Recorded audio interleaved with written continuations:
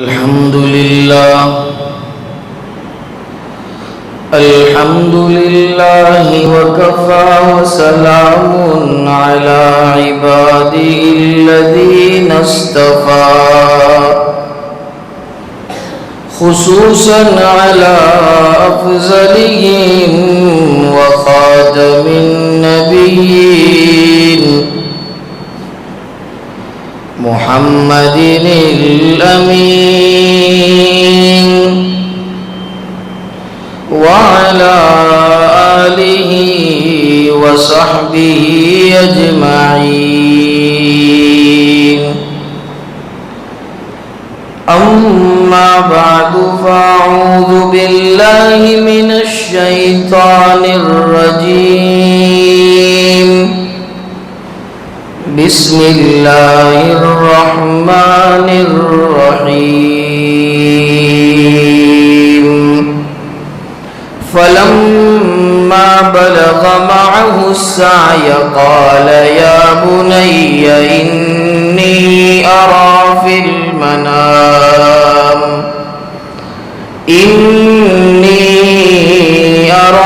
المنام أني أذبحك فانظر ماذا ترى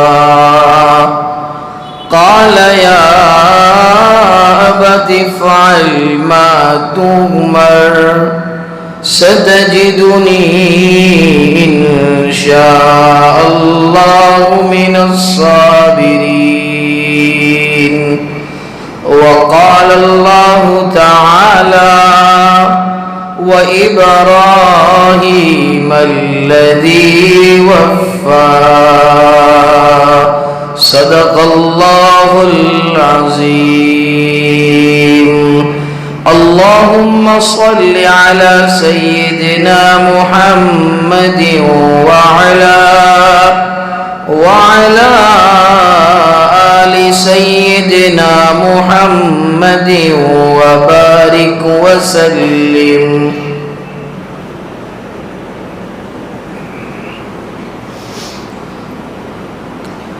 قرآن کریم میں اللہ رب العزت نے مسلمانوں کو زندگی کا دستور سکھلایا ہے۔ قرآن کریم ایمان والوں کے لیے مشعل راہ اور مینار نور قرار دیا گیا۔ چنانچہ آیت کریمہ جو آپ حضرات کی خدمت میں پڑھی گئی، اس میں مراد رب ذوالجلال حضرت ابراہیم علیہ السلام کے امتحان کو اور ان کی قربانی کو ذکر کرنا۔ چونکہ دین حق میں اور دین اسلام میں دو خوشی کے دن اور دو تیوہار کے دن ہیں، اس کے علاوہ تیسرے کوئی دن کی اور تیسرے کوئی تیوہار کی کوئی حقیقت نہیں۔ فضائل اپنی اپنی جگہ ہے، محرم الحرام کے، رمضان المبارک کے، البتہ تیوہار کے دن دو ہی ہے، ایک عید الاضحیٰ اور ایک ہے عید الفطر۔ عید الفطر جو بھی ماضی قریب میں گزر چکی، رمضان کے بعد جو پہلی شوال کا دن ہوتا ہے اسے کہا جاتا ہے، اور مستقبل قریب ہی میں یعنی قریبی آنے والے زمانے میں دوسرا ہمارا تیوہار، دوسرا فیسٹیول آنے جا رہا ہے جس کو ہم عید الاضحیٰ سے یاد کرتے ہیں، سنت ابراہیمی سے بھی یاد کیا جاتا ہے اس۔ تو آیت کریمہ جو پڑھی گئی اس میں یہی بتانا مقصود ہے کہ قربانی کی اصل روح کیا ہے، سنت ابراہیمی کا پس منظر کیا رہا، کیوں اللہ رب العزت نے اس تیوہار کو وجود بخشا اور قیامت تک آنے والے صاحب نصاب پر قربانی کو واجب قرار دیا۔ قرآن کریم میں اس کی بعض جھلکیاں کھینچی۔ بہرحال حضرت ابراہیم علیہ السلام کو اللہ رب العزت نے، چونکہ اللہ کے نبی تھے وہ بھی، اور عادت اللہ رہی ہے کہ جب جب اللہ اپنے انبیاء اور اپنے رسولوں کو رسالت دیتا ہے، نبیوں کو نبوت دیتا ہے، تو انہیں بعض جگہوں پر آزماتا ہے۔ یہ اللہ کی عادت رہی ہے کہ اپنے برگزیدہ بندوں کا امتحان لیتے ہیں، انہیں آزماتے ہیں۔ چنانچہ جب سے حضرت ابراہیم علیہ السلام کو نبوت کے شرف سے نوازا گیا، تبھی سے حضرت ابراہیم علیہ السلام آزمائشوں کا اور امتحانات کا شکار رہے۔ چنانچہ قربانی سے پہلے کتنی آزمائش آئی، تو کہیں تو حضرت ابراہیم علیہ السلام کو اتنی منت اور سماجت کے بعد ایک اولاد دی گئی اور خواب کے ذریعے اسی کی قربانی مانگی گئی۔ کئی نمرود نے آگ میں ڈالنے کو کہا، یا دین حق کی اشاعت کو چھوڑ دو یا آگ میں چلے جاؤ، تو اپنے آپ کو آگ میں جھلسانا پسند کیا، لیکن اللہ کے ساتھ سوداگری پسند نہیں کی، ایمان کے ساتھ اور توحید کے ساتھ کھلواڑ کو حضرت ابراہیم نے پسند نہیں فرمایا۔ کہیں تو ابھی اولاد چھوٹی ہے، بیوی کمزور ہے، اکیلی ہے، اللہ کی جانب سے حکم ہو رہا ہے انہیں مکے کے بیابان جنگل میں چھوڑ آؤ، جہاں نہ کھانے کو کوئی دانہ ہے، نہ پینے کو پانی کا کوئی قطرہ ہے۔ اس امتحان میں بھی کامیاب ہو گئے۔ ایک ایک بات کو تفصیل سے سنتے چلو، وہ اس کی وجہ یہ ہے کہ آیت کریمہ میں اللہ رب العزت نے بیان فرمایا وَإِبْرَاهِيمَ الَّذِي وَفَّى، کہ ابراہیم وفادار ہے، ابراہیم نے وفاداری کی۔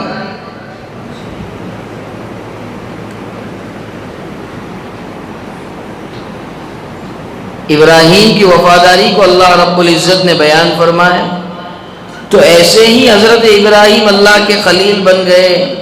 ایسے ہی کیا قرآن نے کہہ دیا کہ ابراہیم علیہ السلام وفادار نہیں، ان کی قربانیاں رہی، انہوں نے اپنے آپ کو اللہ کے حکم کے آگے مٹا کے رکھ دیا، اللہ کے حکم کے آگے جھکا کے رکھ دیا۔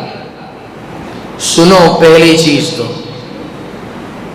جب حضرت اسماعیل بڑی دعاؤں کے بعد حضرت ابراہیم کے گھر پیدا ہوئے، تو اللہ کی جانب سے حکم ہوا کہ مکے کے بیابان جنگلوں کے اندر اپنی رفیق حیات حضرت حاجرہ رضی اللہ تعالی عنہ اور اپنے لخت جگر اور نور نظر حضرت ابراہیم حضرت اسماعیل علیہ السلام کو مکے میں جا کے چھوڑا۔ اگر ہم سے کوئی یوں کہے تو ہمارا جواب یہ ہوگا کہ وہاں تو کھانے پینے کی کوئی چیز نہیں ہے، میرے بیوی بچوں کا کیا ہوگا، وہ مر جائیں گے۔ ہم سے تو چھوٹے چھوٹے اللہ کے احکام پر عمل نہیں ہوتا، ہم اللہ کے احکام کی پابندی نہیں کرتے۔ جبکہ حضرت ابراہیم نے ایسا نہیں کیا، جیسے ہی حکم ربانی ہوا ویسے ہی چل دیے، اور اپنے ننھے سے بچے کو اور اپنی بیوی کو حضرت حاجرہ علیہ السلام کو چھوڑ دیا مکے کے بیابان جنگلوں میں، اور چلے آئے صرف اتنا کہہ کر کہ اسی میں اللہ راضی اور یہی اللہ کا حکم۔ اب ننھا اسماعیل پیاس سے اور بھوک سے بلبلا رہا ہے، تڑپ رہا ہے۔ اب ماں سے اس کا تڑپنا دیکھا نہیں جا رہا۔ حضرت حاجرہ صفا سے مروہ اور مروہ سے صفا، صفا سے مروہ، مروہ سے صفا چکر کاٹ رہی ہے کہ کہیں تو کھانے کی کوئی چیز مل جاوے، کہیں تو کوئی آبادی دکھ جاوے کہ میں اپنی اولاد کے لیے کھانے اور پینے کا انتظام کروں۔ اللہ کو حضرت حاجرہ کا یہ دوڑنا اتنا پسند آیا کہ آنے والے قیامت تک ہر ایک انسان کے لیے کہ جب وہ حج کرے گا صفا اور مروہ کی صحیح کو اور صفا اور مروہ کی طرف دوڑنے کو لازم قرار دیا۔ اللہ کو ان کا دوڑنا اتنا پسند آیا، اور ننھے اسماعیل کے بلبلانے کی وجہ سے اور اللہ کے حکم سے ابراہیم نے اپنے لخت جگر کو اس جنگل میں چھوڑ دیا، اور اس کی پیاس کی شدت کی وجہ سے اللہ نے زمزم کا کنواں ظہور پذیر کیا۔ زمزم کا کنواں حضرت اسماعیل علیہ السلام کی ایڑیاں رگڑنے کی بدولت ظاہر پذیر ہوا۔ پتہ چلا کہ اس واقعے میں اور اس امتحان میں ابراہیم کامیاب رہے، اور اس سے ایک اور سبق ملتا ہے کہ اللہ کے احکام کو بہر صورت تسلیم کرنا، اللہ کے احکام کو ہر صورت ماننا، زندگی کے ہر شعبے میں شریعت کی اور اللہ کے احکام کی پاسداری کرنا، آنے والے نتائج بہت بہتر اور بہت برکت کا باعث ہوں گے۔ بظاہر تو نہ کھانے کو کوئی دانہ، نہ پینے کو کوئی پانی کا قطرہ، لیکن اللہ نے ایسا زمزم کا کنواں جو ہے پھوڑا وہاں سے حضرت اسماعیل علیہ السلام کی برکت سے، کہ آج ہزاروں لاکھوں اور کروڑوں لوگ زمزم کے کنویں سے سیراب ہو رہے ہیں۔ کئی لوگ جاتے ہیں وہاں پیتے ہیں، وہاں جو بسنے والے ہیں عرب کے باشندے وہ اس سے فائدہ اٹھا رہے ہیں۔ یہاں ہندوستان آ رہے ہیں حاجی حج کر کے، عمرہ کر کے، وہاں ہزاروں لاکھوں لیٹر سپلائی کیا جا رہا ہے۔ پاکستان کے لوگ آ رہے ہیں اور لے کے جا رہے ہیں، مختلف ممالک کے لوگ آتے زمزم کا پانی لے کے جاتے، لیکن آج تک ہم نے یہ نہیں سنا کہ سعودی گورنمنٹ نے اور سعودی کے بادشاہ نے یہ آرڈر جاری کیا ہو کہ اب زمزم کے کنویں کے اندر کمی ہو رہی ہے، اس لیے ایک حاجی جو آئے گا وہ صرف ایک گلاس پی سکتا ہے، کوئی روک ٹوک نہیں ہے، جی بھر کے پی رہے ہیں، اور بعض بیوقوف اس سے نہاتے بھی ہیں وہاں جا کے۔ یہ بیوقوفی کی انتہائی درجہ ہے۔ زمزم کے پانی کا بھی احترام کرنا چاہیے۔ بہرحال یہاں برکت دکھانا مقصود تھا کہ اللہ کو ان کی ادا اتنی پسند آئی کہ ایسا برکتی کنواں اللہ رب العزت نے زمین سے کھوڑا کہ آج تک اس کنویں کے اندر کبھی کمی نہیں آئی، اور انشاءاللہ قیامت تک اس میں کمی نہیں۔ اب یہ آزمائشات کا جو شکار رہے حضرت ابراہیم، یہ آزمائش تو گزر چکی۔ دوسری بات اور دوسرا امتحان حضرت ابراہیم علیہ السلام کا یہ رہا کہ دین حق کی تبلیغ کے لیے اور دین حنیف کی اشاعت کے لیے حضرت ابراہیم علیہ السلام نے جب یہ مشن شروع کیا دعوت دینے کا، تو گھر میں سب سے پہلے تو ان کے والد صاحب ہی اور ان کے ابا ہی ان کے مخالف۔ ان کے والد جن کا نام آزر تھا وہ بت پرست ہی نہیں بلکہ بت فروش بھی تھے، یعنی صرف بت پرستی نہیں کرتے تھے بلکہ بتوں کو اپنے ہاتھوں سے تراشتے اور بیچتے بھی تھے۔ بتوں کا کاروبار تھا، بتوں کا بزنس تھا۔ حضرت ابراہیم نے قربانی دیتے ہوئے اور اللہ کے حکم کو مانتے ہوئے اور اپنے سینے پر اور کلیجے پر پتھر رکھتے ہوئے کہا کہ میں بری ہوں ان تمام کاموں سے میرے ابا جو تم کرتے ہو، ان بتوں کی عبادت سے بھی میں بری ہوں، اور ان کے ساتھ جو ہے مانگنے سے، سوال کرنے سے، اور اللہ کے ساتھ تم جن جن کو شریک کرتے ہو ان تمام چیزوں سے میں بری۔ اب یہاں تو گھر ہی میں ساتھ نہیں ہے، گھر ہی والوں کا ساتھ چھوٹ گیا اللہ کے حکم کو ماننے میں، تو اللہ کی طرف سے امتحان نہیں تو اور کیا ہے۔ پھر یہ ہوا کہ نمرود نامی ظالم حضرت ابراہیم علیہ السلام کا دشمن بن بیٹھ اور کہا کہ اپنی اس دعوت کو اور اس تبلیغ کو ترک کر دو۔ حضرت ابراہیم نہ مانے، پھر کہا باز آ جاؤ، حضرت ابراہیم نہیں مانے، تو پھر آگ میں جلا دینے کی اور جھلسا دینے کی دھمکی دی گئی۔ حضرت ابراہیم بارگاہ عزتی کے اندر دعا گو ہوئے، اللہ سے التجا اور التماس کرنے لگے کہ تیرے دین کی اشاعت کے لیے میں تبلیغ کرتا ہوں اور یہ مجھے مارنے کی دھمکیاں دیتا ہے، جان جائے پر تیرا دین رسوا نہ ہونے پائے۔ تو دیکھو اللہ پہ بھروسہ کتنا ہے۔ اللہ نے یہاں بھی حضرت ابراہیم کا امتحان لی۔ وہ آگ جلا رہا ہے، آگ کا کام جلانا ہے، لیکن ہم کہتے ہیں ابراہیم چلے جاؤ آگ میں، تمہیں ذرہ برابر یہ آگ نقصان نہیں پہنچا سکتی۔ اگر ہمیں یوں کہا جاوے کہ اللہ کا حکم ہے آگ میں چلے جاؤ، تو ہم کیا کہیں گے؟ مولانا دماغ خراب ہو گیا ہے، جل جاؤں گا اندر جا کے۔ اللہ کا حکم ہے نماز پڑھو، مولانا نہیں ہوتا، صبح آنکھ ہی نہیں کھلتی۔ اور ایک کو جب کہا گیا نماز کا تو وہ کہتا ہے آنکھ تو کھل جاتی ہے لیکن آسمان دیکھ لیتا ہوں پھر نیند نہیں آتی ہے مجھے، آسمان کی سفیدی دیکھ لیتا ہوں تب نیند نہیں آتی۔ تو پھر اس کا بھی علاج بتایا گیا اسے کہ بھائی اول وقت میں نماز پڑھ لے، تب آسمان میں سفیدی نہیں دکھے گی۔ اب وہ انشاءاللہ پابندی کر لے گی۔ ہم سے تو نماز پڑھنے کا کام نہیں ہوتا، زکوٰۃ ادا کرنے کا کام نہیں ہوتا، روزے رکھنے کا کام نہیں ہوتا۔ دیکھو حضرت ابراہیم فرائض کو انجام دیتے ہوئے اور تمام تر اللہ کے احکام کو مانتے ہوئے اس قسم کے امتحانات میں بھی برابر ثابت قدم رہے۔ رب ذوالجلال کی جانب سے ابراہیم کو دلاسا دیا گیا، کوئی گھبرانے کی بات نہیں۔ اللہ کے دین کے لیے اگر آگ میں جانا پڑتا ہے اور جلنا پڑتا ہے تو حضرت ابراہیم اسے پسند فرما رہے، لیکن اللہ کے دین کو رسوا کرنا اور اللہ کے ساتھ کسی کو شریک کرنا ذرہ برابر گوارا نہیں کرتا۔ نمرود نے آگ جلائی، حضرت ابراہیم کو اس میں ڈالنے کا حکم دیا، تو اللہ نے آگ کو جو حکم دیا اسے قرآن کریم نے نقل کیا۔ قرآن کیا کہتا ہے؟ قُلْنَا يَا نَارُ كُونِي بَرْدًا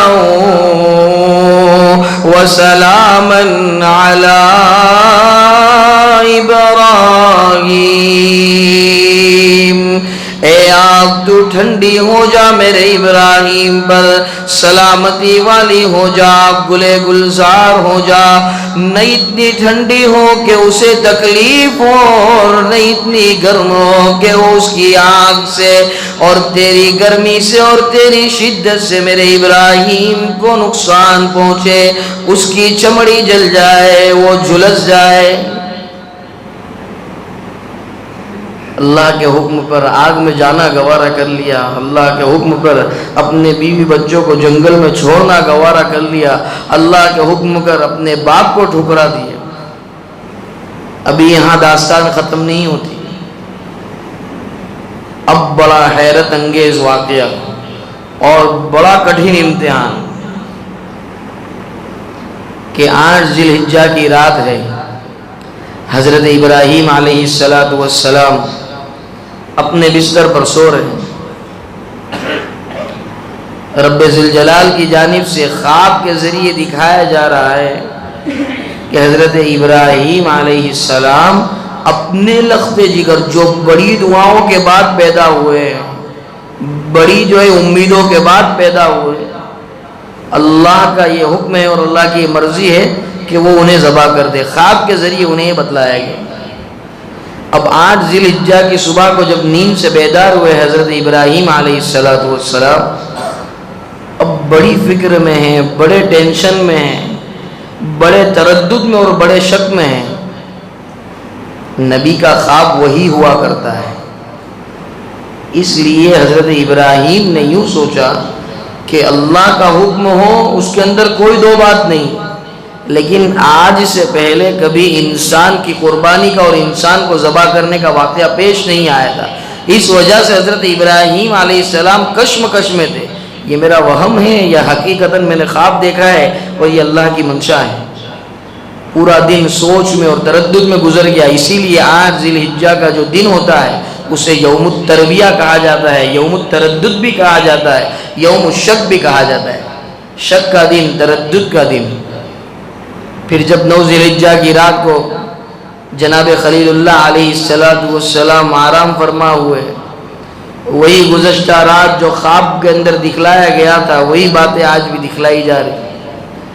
9 ذی الحجہ کی صبح جب نیند سے بیدار ہوئے تو اس دن اللہ کے خلیل حضرت ابراہیم نے جان لیا اور پہچان لیا کہ اللہ کی یہی منشا ہے اور یہی اللہ کا حکم ہے، اور میرے بیٹے کی قربانی کرنے کے اندر اور اسماعیل کو ذبح کرنے کے اندر ہی اللہ خوش ہے اور اللہ راضی ہے، اور جہاں رب راضی ہو وہاں دنیا کو ٹھوکر مارتے یہ انبیاء کا شیوارہ ہے۔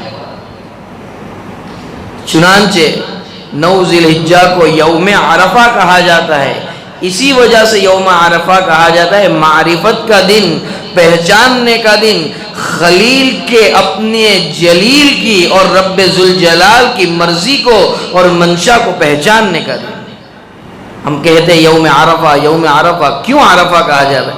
اس لیے عرفہ کہا جاتا ہے کہ حضرت ابراہیم نے اپنے پروردگار کی منشا کو اور اس کے حکم کو اس دن پہچان لیا۔ اب کیا کر رہے حضرت ابراہیم علیہ السلام؟ اب حضرت ابراہیم اپنے بیٹے حضرت اسماعیل علیہ السلام سے پوچھ رہے ہیں، اور جو انداز ہے اور باپ بیٹے کی جو گفتگو ہے اللہ کو اتنی پسند آئی کہ اللہ نے اس گفتگو کو قرآن کریم میں نقل فرمایا ہے۔ قرآن کریم کیا کہتا ہے؟ فلما بلغ معه السعي قال يا بني إني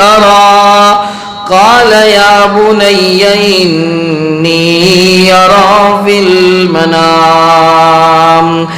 جب ابراہیم کے بیٹے اسماعیل اس عمر کو پہنچے، اس جوانی کو پہنچے، اتنی صلاحیت کو پہنچے کہ اپنے باپ کا کام میں ہاتھ بٹا سکے، ہیلپ کر سکے، مدد کر سکے، ان کے ساتھ چل سکے، بڑھاپے کا سہارا بن سکے، اس وقت ابراہیم اپنے بیٹے سے شادی کی بات نہیں کرتے، منگنی کی بات نہیں کرتے، کاروبار کی بات نہیں کرتے، خدمات لینے کی بات نہیں کرتے، اللہ کے حکم کی بات فرما رہے.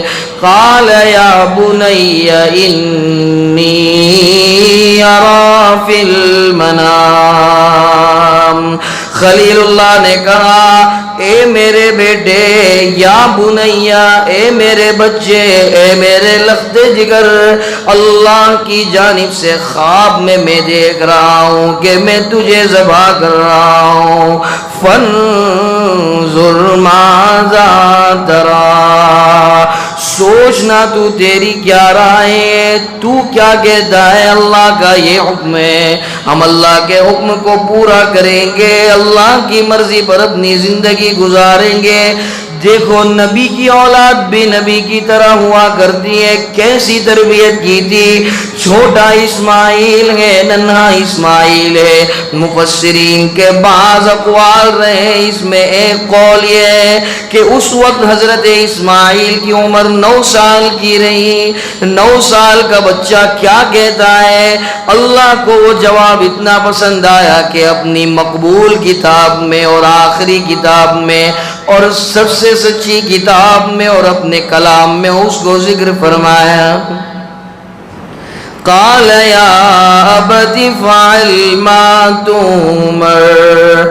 کیا کہتا ہے اسماعیل، کر گزریے نہ اے میرے ابا اس کام کو جس کا رب ذوالجلال نے تمہیں حکم فرمایا ہے.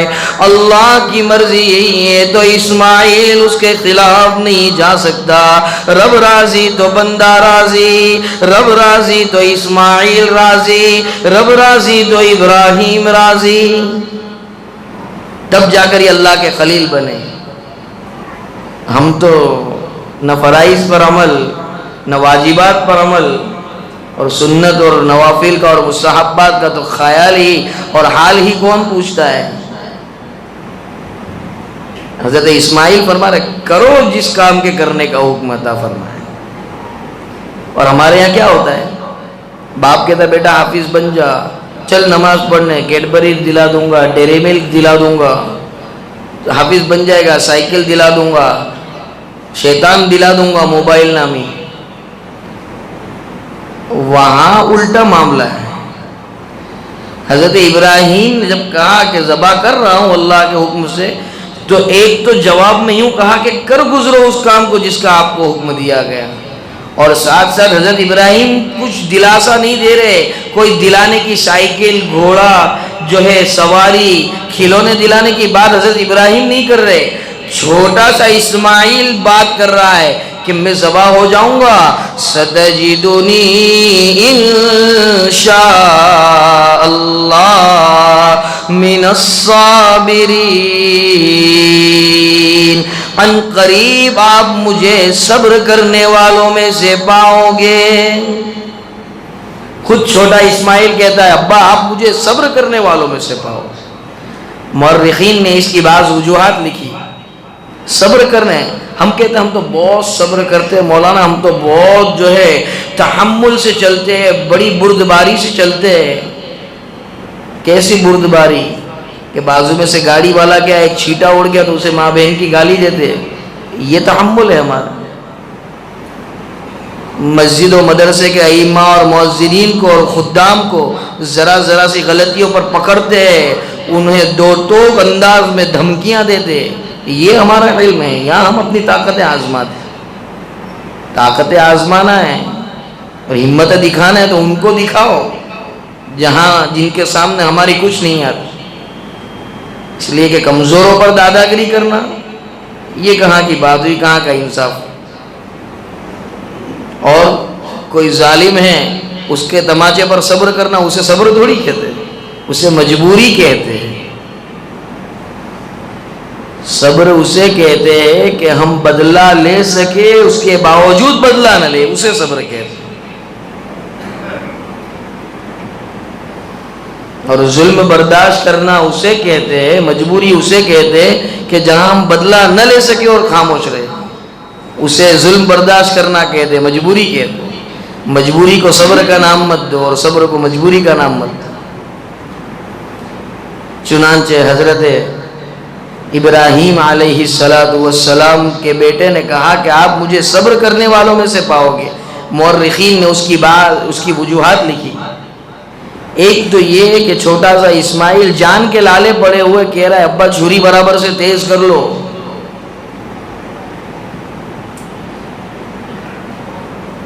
دوسری وجہ لکھی کہ اس وقت حضرت اسماعیل نے یوں کہا کہ میرے ہاتھ پیر باندھ دینا اور میری آنکھ پہ اور آپ کی آنکھ پہ پٹی باندھ دینا۔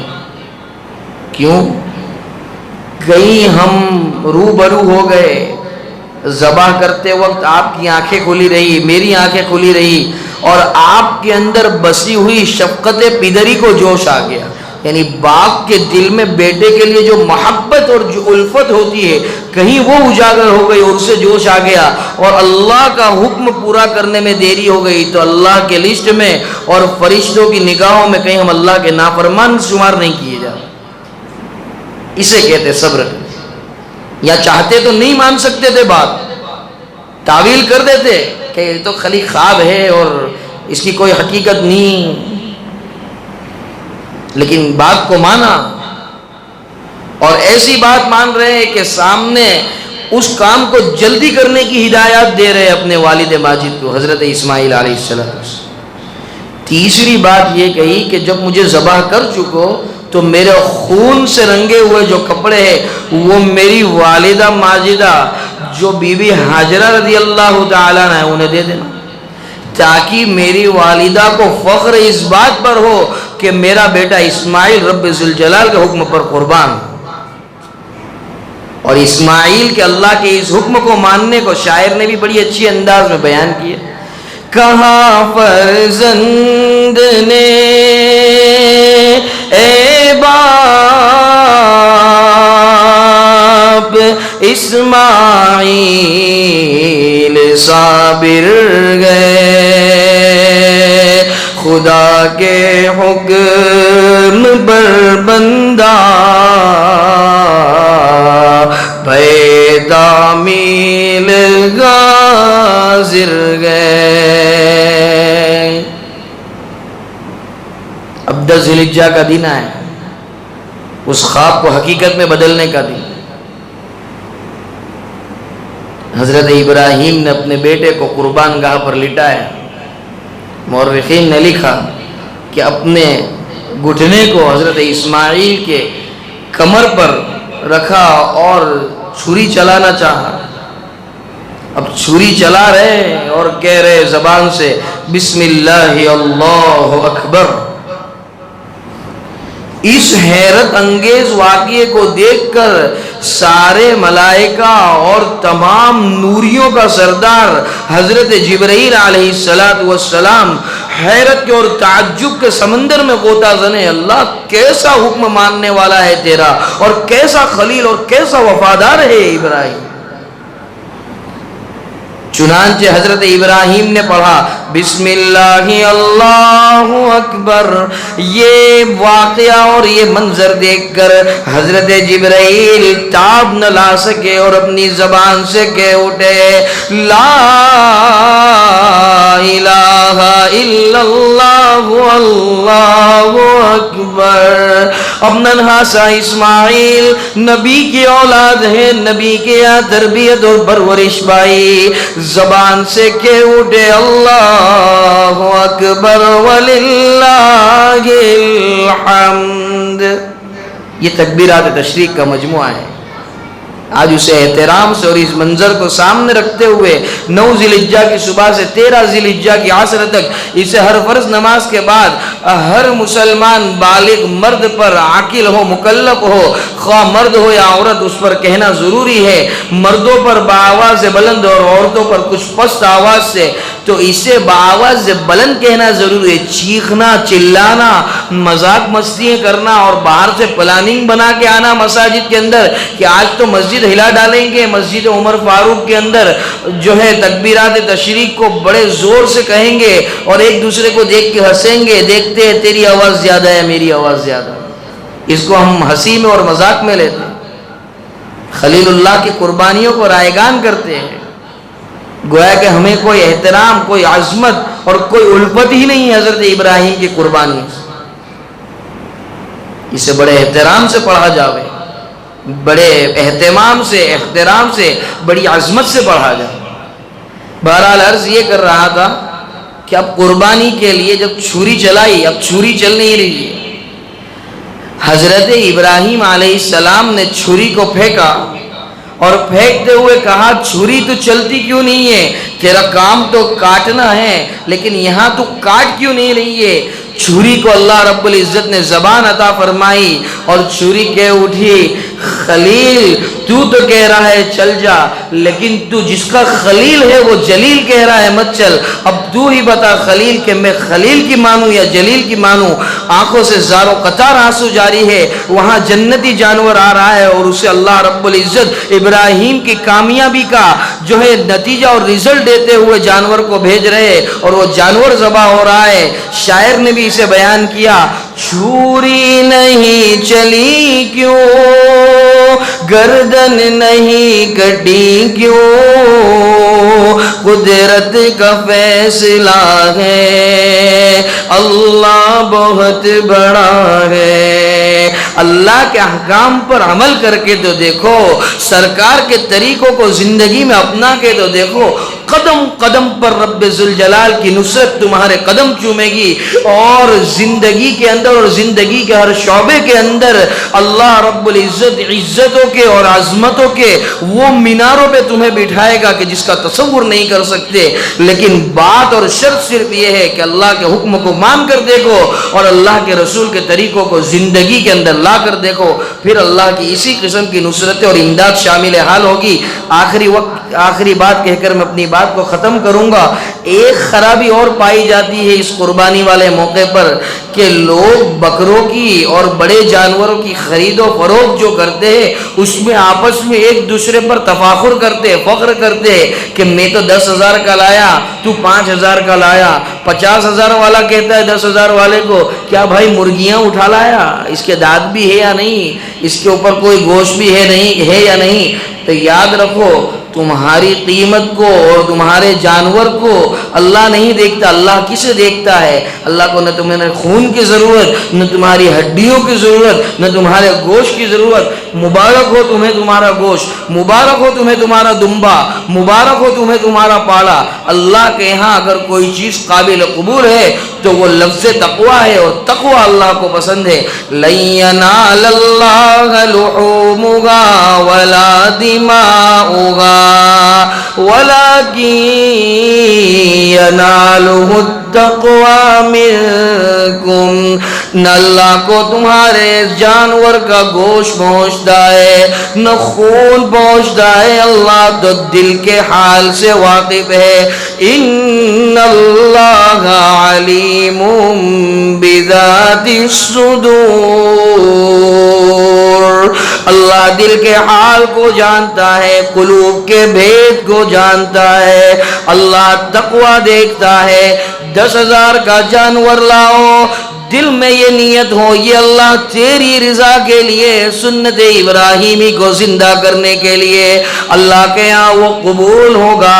1,00,000 کا دمبا لے آؤ, سارے زمانے کو دکھاؤ, اکڑی کرتے رہو, اپنی ہیکڑی اور اپنی مالداری ظاہر کرتے رہو. اللہ فرماتے ہیں ایسی قربانی ہمارے یہاں کوئی معنی نہیں رکھتی.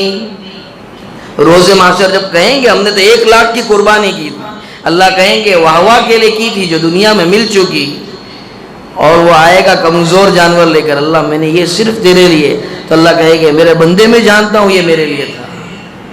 وہ 1 لاکھ والا جانور پیچھے رہ جائے گا، اور جس کو ہم نے مریل کہا ہے وہ اسے آگے پہنچاتا چلا جائے گا، اور اس کے لیے خیر کے اور جنت کے فیصلے کرواتا چلا جائے گا۔ بس انہی گزارشات پر آج کی بات ختم کرتے ہیں۔ اللہ رب العزت صحیح معنوں میں سنت ابراہیمی کا فہم نصیب فرماوے، اور ہر قسم کے خلفشار انتشار سے آنے والے ہمارے تیوہار کو اور آنے والے ہمارے خوشی کے دن کو محفوظ رکھے، اور اللہ اپنی نصرت شامل حال فرماوے۔